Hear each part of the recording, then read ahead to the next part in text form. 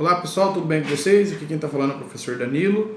Nós vamos para mais uma aula remota, desta feita da matéria de Direito do Trabalho, da disciplina de Direito do Trabalho 2, matéria esta voltada especificamente aos alunos do terceiro ano A, do curso de Direito da AEMS, mas você que não faz parte do terceiro ano está aqui, é sempre um prazer tê-los comigo, sejam muito bem-vindos. Pessoal, como eu tinha dito para vocês, eu falei que faria, uma aula extra para disponibilizar para vocês uma atualização. Por que, Danilo? Primeiro, por que da aula extra? A aula extra se dá em razão da revogação que nós tivemos da medida provisória 905 de 2019. A medida 905 de 2019 foi revogada pela medida provisória 955 de 2020. Consequentemente, aquela medida lá, 905 de 2019, além de instituir o contrato de trabalho verde-amarelo, ela tinha feito algumas alterações em alguns artigos da CLT. E alguns desses artigos que foram modificados, nós tínhamos visto antes. Então, quando eu passei essa matéria a vocês, essa matéria estava atualizada com a redação da medida provisória 905 de 2019. Então agora eu estou vindo aqui a atualizá-los novamente e falar como ficou após a revogação da medida provisória de 905 de 2019. E já informo desde já que que eventuais questões em avaliação serão baseadas com esta atualização da aula de hoje. Tudo bem? Conforme eu já havia mencionado para vocês. Pessoal, eu fiz uma aula referente a alguns itens que foram modificados. Se porventura houver mais modificações que vocês tinham visto e agora já não vale mais, digamos assim, eu farei um novo vídeo e os comunicarei, fiquem tranquilos, beleza? Mas de tudo aquilo que vocês viram até agora, o que eu quero que vocês anotem aí que foi modificado. Primeiro, eu mandei aí, disponibilizei a vocês um material de apoio para que vocês dessem uma olhada naquilo que foi modificado. A primeira modificação está lá no artigo 29, parágrafo 3º da CLT. O artigo 29, parágrafo 3º da CLT, ele tinha uma redação com a medida provisória 905 e agora ele passou a ter uma outra redação após a revogação desta medida. Então, como era antes? Antes, o artigo 29, parágrafo 3º, falava que o não cumprimento pelo empregador do registro da carteira de trabalho implicaria uma coisa, e agora outra. Olha o que o artigo 29, parágrafo 3º menciona. A falta de cumprimento pelo empregador acarretará a lavratura do auto de infração pelo auditor fiscal do trabalho, que deverá de ofício lançar as anotações no sistema competente, na forma a ser regulamentada pela Secretaria Especial e Previdência do Trabalho e da Economia. Ou seja, o não cumprimento pelo registro por parte do empregador acarretaria numa infração, um auto de infração que seria feito pelo auditor fiscal do trabalho, e o próprio auditor fiscal do trabalho lançaria de ofício as anotações do registro. Isso era antes. Como é hoje, Danilo? Como vale hoje? Hoje, pessoal, nós temos uma diferença. A partir da revogação da medida provisória 905 de 2019, a redação menciona o seguinte, que o não cumprimento pelo empregador continua acarretando uma multa, a ser feita pelo auditor fiscal do trabalho. No entanto, ao invés de lançar de ofício as anotações, o fiscal do trabalho deverá comunicar esta falta de registro para o órgão competente para fins de instaurar o processo de anotação. Então notem, com a medida provisória 905, o próprio auditor fiscal do trabalho anotava, caso ele constatasse, ele multava e anotava. Hoje, redação atual, ele vai continuar multando, mas ele não lança mais de ofício. Ele comunica o órgão competente para que o órgão competente tome as providências. Qual é o órgão competente, pessoal? Ministério da Economia. Beleza? Tranquilo? A segunda alteração que teve é o seguinte, nós temos a redação do artigo 29, parágrafo 4º, que fala que é vedado ao empregador fazer anotações desabonadoras na carteira de trabalho do empregado. Até aí, não mudou nada. O que mudou é a consequência, pessoal. Ou seja, o que foi modificado é o artigo 29, parágrafo 5º da CLT. O artigo 29, parágrafo 5º falava que caso o empregador anotasse fizesse uma anotação desabonadora na carteira de trabalho do empregado, ele ensejaria numa multa lá do artigo 634A da CLT. Agora, com a redação nova, ele continua sendo responsabilizado por uma multa. Tudo bem? Só que não mais a multa descrita no 634A da CLT, e sim no artigo 52 da CLT. Por quê, Danilo? Porque o artigo 634A da CLT ele foi revogado, pessoal. Tá? Então, antes, com a medida provisória, ele tinha, se fizesse uma anotação desabonadora, ele seria multado e pagaria a multa do 634A da CLT. Hoje, ele continua sendo multado, só que ele vai pagar uma multa constante no artigo 52 deste capítulo, que a gente vai ver daqui a pouco, deste capítulo que eu falo da CLT. Tudo bem? Bom, feito isso, nós analisamos agora 2 artigos que também foram modificados por meio da extinção, né, da revogação da medida provisória de 905 de 2019. O primeiro artigo é o artigo artigo 51 da CLT.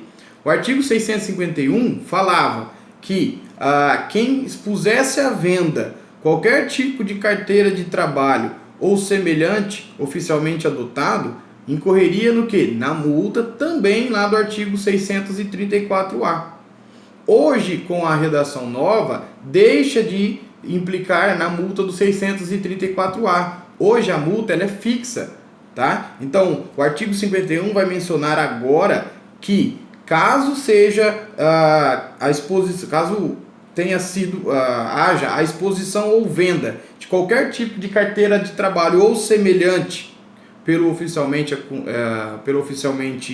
adotado, incorrerá numa multa, aliás, de 3 vezes o salário mínimo regional. Então notem, antes eu tinha uma multa do 634A, que deixou de existir. Hoje eu continuo tendo uma multa, mas esta multa é fixa. E qual é o valor dessa multa? 3 vezes o salário mínimo regional. Por quê, pessoal? Alguns estados adotaram o salário mínimo regional. Ah, Danilo, mas e se não tiver o salário mínimo regional? Automaticamente você cai para o salário mínimo nacional. Tá? Por quê? Porque o salário mínimo regional ele é sempre maior que o mínimo nacional. Então, por exemplo, aqui em São Paulo, se nós tivermos, no estado de São Paulo, se nós tivermos um salário regional de 1.200, então é 3 vezes esse salário de 1.200. Se lá no Mato Grosso, né, tiver um salário de 1.800, então é 3 vezes o salário de 1.800. Então, notem, o artigo 51 fala, quem for pego vendendo ou expondo à venda documento parecido, né, documento da CTPS, carteira de trabalho, qualquer tipo de carteira de trabalho ou semelhante ao do tipo oficialmente adotado, deixa de incorrer na pena do 634, porque o 634A da CLT foi revogado, e passa a pagar uma multa de 3 vezes o salário mínimo regional. Tudo bem? De outra maneira, a exposição, o artigo 52 também foi modificado. O artigo 52 falava do extravio, que se a empresa extraviar ou inutilizar a carteira de trabalho, ela incorreria no 634A, que foi revogado, repito mais uma vez. Hoje, se porventura houver o extravio ou a inutilização da carteira de trabalho por parte da empresa, ela vai pagar uma multa equivalente a meio salário mínimo regional. Então note, antes, multa do 634A. Hoje, meio salário mínimo regional, no mesmo termo do 51. E aí, fazendo uma volta naquilo que eu falei do artigo 29, parágrafo 5º, o que ele quer dizer é que o empregador que fizer uma anotação desabonadora na carteira de trabalho do empregado, ele incorrerá numa pena, na aplicação de uma multa de meio salário mínimo regional. Aí você fala, Danilo, mas só isso? Sim, a multa. Isso não impede do empregado interpor uma ação de dano extra patrimonial, né, o conhecido dano moral, contra o empregador. Beleza? Bom, o que mais que foi modificado, Danilo? A gente vai lá no artigo 47 e 47A da CLT. Notem, o artigo 47, com a redação da medida provisória, que é o que eu passei para vocês em sala de aula, falava o seguinte, que caso houvesse, caso o empregador mantivesse empregado não registrado, ele ficaria sujeito a uma multa constante no 634A da CLT. Lembrando, o artigo 634A foi revogado, tudo bem? Então, ele ficava a essa multa, tudo bem? Agora, como que fica, Danilo? Agora fica a redação que foi dada pela reforma trabalhista, pessoal. Hoje, como vai funcionar? Se porventura houver um empregador manter o empregado sem registro, ele estaria sujeito a uma multa de R$3.000 por empregado sem registro. Então, o auditor fiscal do trabalho foi lá e viu que tinha 5 funcionários sem registro. 5 vezes R$3.000, ou seja, R$3.000 por empregado. Então, ele vai pagar uma multa aí de R$15.000. Tudo bem? Antes, artigo 634A, hoje, multa de R$3.000 por empregado. Tudo bem? Pessoal, ao parágrafo 1º, que não existia em razão da medida provisória 905, ele tinha sido revogado, ele voltou a ter a vigência e fala que esta multa de R$3.000, caso o empregador se trate de uma ME ou de uma EPP, ou seja, de uma microempresa ou de uma empresa de pequeno porte, tá? Essa multa cai de R$3.000 para R$800 por empregado, tudo bem?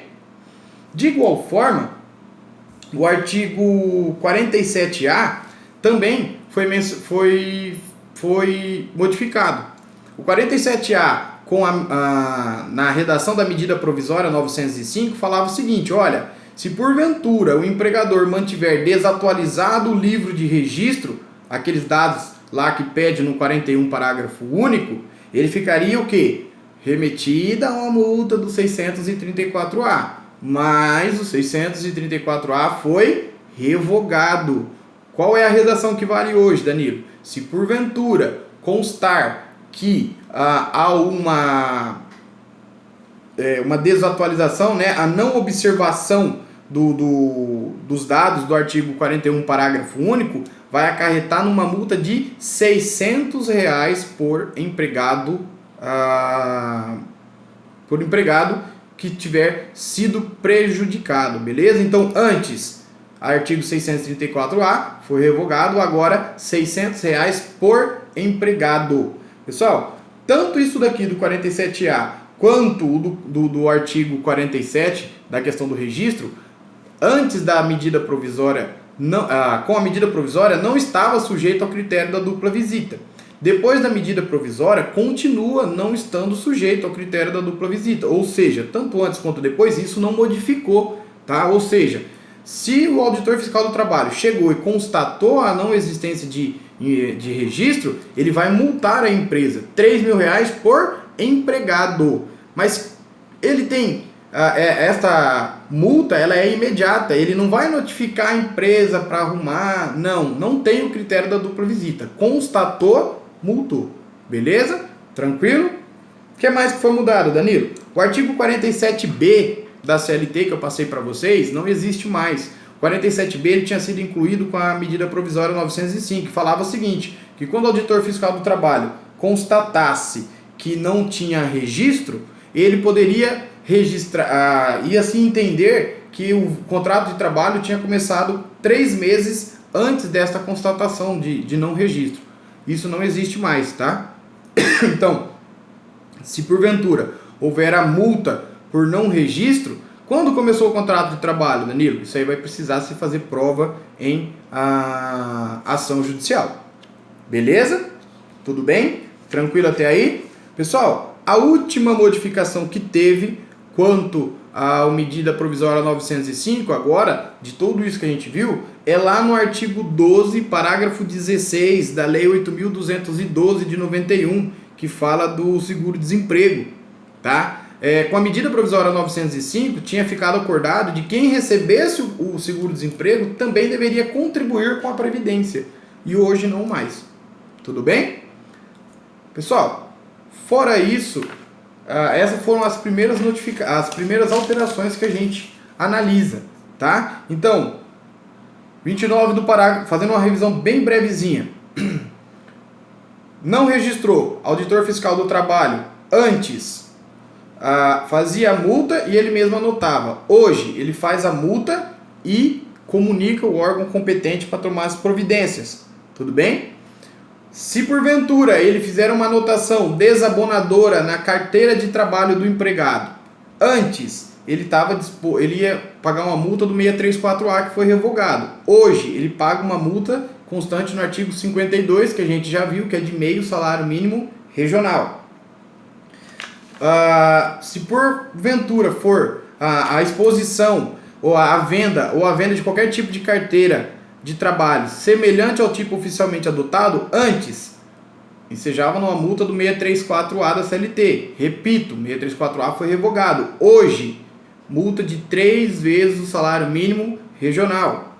O extravio ou a inutilização da carteira de trabalho por culpa do empregador. Antes, multa do 634A da CLT que foi revogado. Hoje, meio salário mínimo regional. Tudo bem? Constatação de empregado sem registro.